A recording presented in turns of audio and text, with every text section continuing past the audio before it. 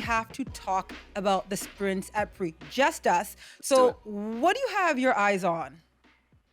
Well, the event of the weekend for me, obviously, is going to be the women's 100 meters. We got my teammates in it, 3 of them coming back. They swept the podium in the U.S. trials last year. We got Sha'Carri Richardson, Melissa Jefferson Wooden, and TT Terry coming back, of course, against the Olympic champion, Julian Alfred, who we had on trackside. We know she's ready to roll and drop something special. So this race, it's full of heat. We got Tina Clayton, we got Tia Clayton, we got Dina Asher-Smith.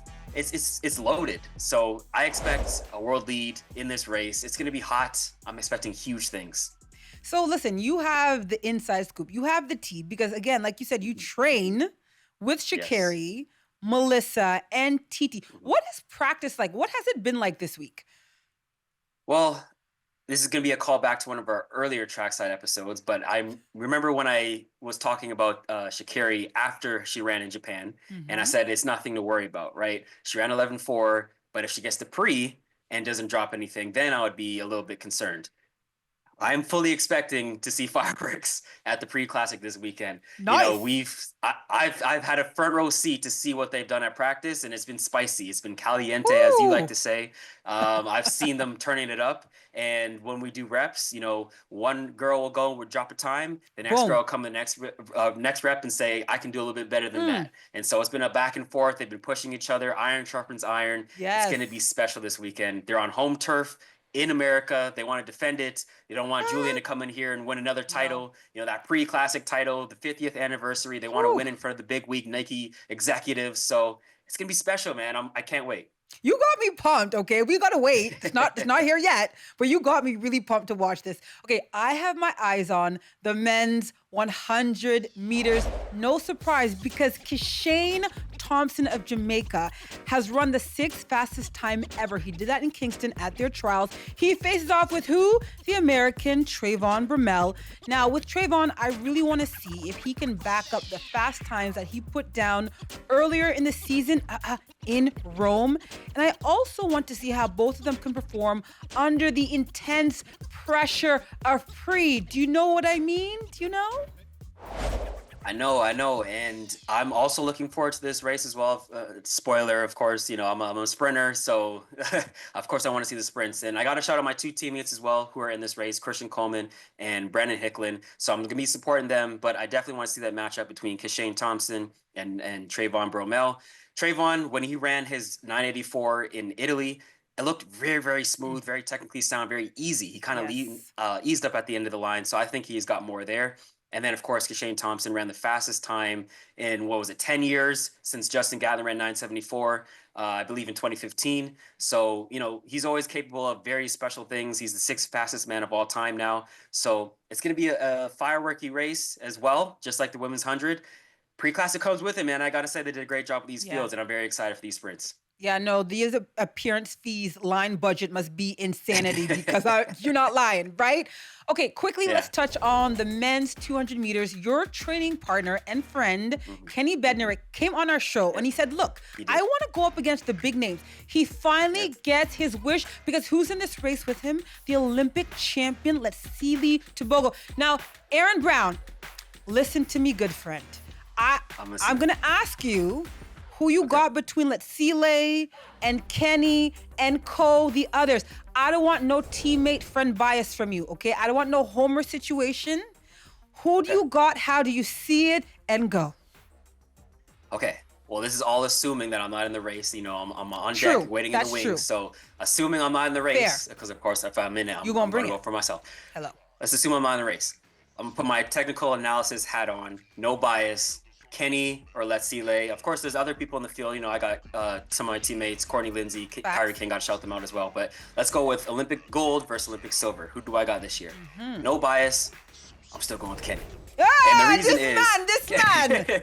Surprise, surprise. And this is truly no bias, though. Even if I wasn't his teammate and he wasn't my boy and came on trackside and gave us a great interview, I would still go with Kenny because Kenny is on a mission this year. If you've seen how he's been running at the Grand Slam track meets, he's been on fire and he's just been in a rhythm. And sometimes when you have that confidence going for you, it just manifests into faster and faster times. And I think he ran a PR already in 996 in the 100 meters.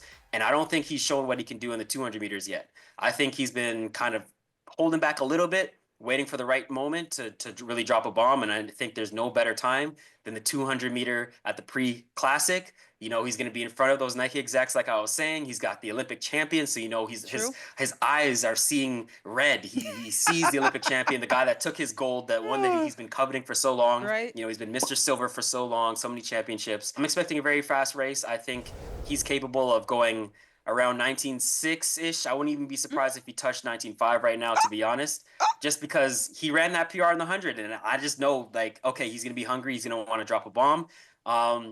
And Tobogo, we don't know what kind of form he's in. The last time we saw him, he kind of jogged it in. He was hurt. He's dealing with some injuries. Okay. I think he ran about 10.3 in Rabat, and we haven't seen him since. So he could have went under into the trenches, put in some work, and he's come back as a new man. You know, he's definitely capable of doing that. He could drop a 19.6 himself. Who knows? Okay. But we'll see. You know, I'm going for Kenny, not just because he's my teammate, but putting my analysis hat on. I think I went deep enough in the analysis realm to support my claim that Kenny's ready to run. Joining us now is fellow Canadian Olympian and also Commonwealth Games bronze medalist and trackside's distance bestie, Kate Van Buskirk. Welcome to the show. Okay, let's talk about Faith Kipyegon breaking 4. The dust has settled. It's been a week. What are your most poignant thoughts and reactions? She didn't make it. First woman to go sub 4 minutes in the mile. But what are your thoughts right now? Okay, first of all, Perdita, I will be your distance bestie any day of the week. Yay! So couldn't be happier with that intro. Thank you. As far as Faith goes, I think that was a phenomenal performance. And I think that countering the narrative a little bit of she failed to, break 4, or she fell short of, or she didn't quite get there. Those things are true. But at the end of the day, this was the fastest that a woman has ever covered 1,609 meters in history. She ran faster than her own, world record, which this won't be considered a world record, but it is a sort of artificial world's best. And I think that the inspiration factor was through the roof on this one. She came in saying that this was what she wanted to do. She wanted to lay out the idea that anything is possible, and we're only ever constrained by our own, ideas of what limitation is. So, right there, if it's not me, it'll be someone else. And I know that someday a woman will run sub 4. We needed this as a launch pad for what is surely to come, not just in our lifetimes, but I think probably within the next year or two. Faith definitely gave it her all. She went out there, ran her heart out, ran an amazing race. And as soon as she got into the post-race interview, she was on to the next. There's no rest for the wicked. She's already talking about, I want to break the world record in the 1,500 meters this weekend in the pre-classic. So she's like, all right, I didn't break 4. Let me try and break the 1,500 meter world record. What do you think about that? Do you think she has a chance to do it? Do you just believe, do you have faith in Faith? Like she's just a world record hunter? Like what's your reaction to that? Yeah, I think it's totally possible. I think the timing is really good. Again, as a mid-distance runner, you want to have a couple of really high quality races under your belt before you're going after your very best. So I think that she put her body, at the end of the day, she put her body in a place that it's never been before in that breaking 4 attempt. And there's an immediate physiological advantage that you gain when you do that. So even though it's not considered a world record, technically it's a personal best, right? It's faster than she's ever run. So I think that sets her up physiologically really well. Mentally, I think there's almost kind of a silver lining story here where she didn't accomplish the breaking 4. That's going to leave her really hungry to show that, hey, I can go out and set another world record, break my own world record in the 1,500. All of that being said, as we know, I know you two have been talking about it on the show a lot this season, but Worlds is late. It's really late this year. So in terms of peaking, getting the timing right, she's not peaking for this.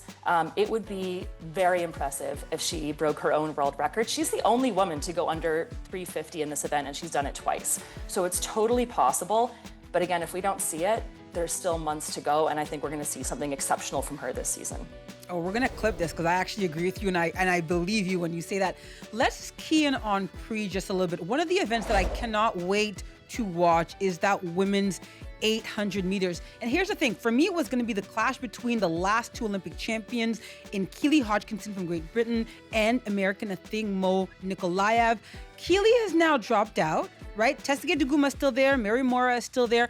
But I want to know, this is the track where a thing was the reigning Olympic champion last year at the American Trials, falls at the track in Eugene, does not make that team. Heartbreaking. Are all eyes on this, or just my eyes? But I don't think it's just my eyes, because I actually want to see what kind of headspace and form a thing is in right now. What's your take? Yeah, I think that's such a good point. And what's interesting is if we go back and contextualize that fall, that was coming off a 9-month hiatus as well. That being said, I think, from a mental perspective, she did fall on this track last year. I'm sure that was one of the most devastating events of her very young career. We have to remember she's only in her, early mid-20s. She has so many great experiences on this track. So bear with me. She's got the fastest PB of the field, which is the national record that she set on this track, 1:54.97. She was a world champion on this track in 2022. She won the Pre-Classic in 21 and 23. She won the US champs on this track twice. She won the NCAA championships on this track. There is so much that she's going to be drawing from, I think, mentally, that's going to really serve her well coming into this. And you got to be a bit of a goldfish, right? You have to just forget the past as much as you can and say, or counter it with the good experiences, right? Like that, yes, that happened, but it's not me anymore. I'm stronger, I'm more resilient for it. Plus, I have all of this great background at this facility going for me. So it is the Pre-Classics. You got the Bowerman Mile, which is always a spectacle. We don't have Jakob this year because he's been dealing with that injury all season, but the field is full of stars. So if you're a betting woman, who would you put your money on this weekend? I will cheer for Yared Nuguse 9.5 times out of 10. Okay. I love that guy. I think, again, but would you put your money on him, Kate? Would you put your money on him? Or do you just like him because he's your friend? Good question. You know what? I would love to call myself Yared Nuguse's friend. I don't think we've met. I don't think you would consider me a friend yet. I'm working on it. I would put my money on him. He turns up. He knows how to get the job done. I mean, the bronze medalist in the Olympics last year in the 1500. He's got the second fastest time of the year from indoors back at the Armory earlier this year with a 3:46.63. I mean, that is blazing fast. And he knows that he can compete with the best. He's ranked number 2 in the world, and he's also turning up. The Americans did so well in that men's 1500 in Paris last year, and with all the prestige of an event like the Bowerman Mile. This is the 25th anniversary of the Bowerman Mile. So I'd say an American on American soil, it's going to be probably Hawker and Nuguse, but I always give the edge to Nuguse. Over the Olympic champion Hawker. Very interesting, but you know your stuff. So controversial, but I'm going to go for it. We love controversy on trackside. This is what we have here. We love that. Okay, last question for us. When we think about distance events, what world record do you think could possibly be set at pre or this season? Because when I think of the event in my head, it's Beatrice Chebet in the 5,000 meters. Would you agree? Would you go there? 100%. And this is actually the race I'm most excited about in the distance. Erin, if you get in, for sure, it's going to be your race. Don't get me wrong, but this is the most exciting distance race for me because this is a head-to-head between Beatrice Chebet, double Olympic gold last year in the 5,000 and the 10,000. She holds the world record in the 10,000. She set that in a race that was set up to be a world record attempt for Gudaf Sagai, who's the other athlete that's part of this conversation. Sagai is the current 5,000 meter world record holder. She has come achingly close to breaking that 14-minute mark. So we call, breaking 4 in the mile, breaking 14 in the 5. There we go. And she's run 14:00.21. Beatrice Chebet, though, they call her the smiling assassin. And it's for such good reason. She's really young, she's only 22, and she looks so sweet. She's 5'0", but she is a force to be reckoned with on the track. And she's already beat Sagai 5-4 head-to-head. So I think it's gonna be all about Beatrice Chebet coming into this. And to see a woman go under 14 minutes in the 5,000 meter, I mean, that's the event I went to the Olympics in, and I was so happy to be under 15 minutes because I was the 5th Canadian woman to do that. So to think about these athletes running a full minute faster than that is astonishing in all the best ways, and I think it's going to be a great race. Oh, yeah, I think so too, and I can't wait to see that 5,000, 800 meters, and of course, all the other sprints too. But Kate, thank you for coming on. Thank you for giving us your perspective. We appreciate you. Thank you so much, and good luck, Erin. We'll be cheering for you.